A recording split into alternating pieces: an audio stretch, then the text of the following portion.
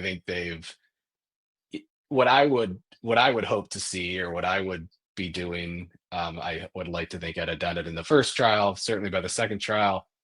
I do think there's room, and it's not the easiest task, but I do think there's room in his closing argument this time around to present the conspiracy and the theory they have sort of staked out and hitched their wagon to as more of a story of reasonable doubt, instead of trying to prove the actual conspiracy and allegations they assert.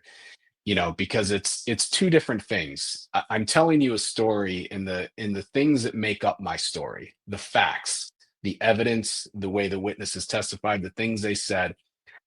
All of those things create reasonable doubt. I believe they make out a conspiracy and an alternative explanation. But whether or not you go all the way there with me, they are reasonable doubt, ladies and gentlemen. So I would really try to encourage the jury, or educate the jury, or let the jury know you don't have to commit to my theory of the case. You just have to see the reasonable doubt. We can both see the reasonable doubt and let it lay, and you can stop there. I take it a step further. We think the police did this, covered it up, or the families of the police, blah, blah, blah.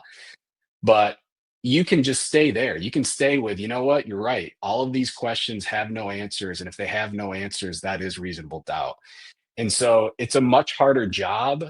But I think based on the way the last trial went, based on the way this trial is going, based on her statements to the press, I would go full tilt into a reasonable doubt argument, instead of please believe me when I tell you it was these people over here.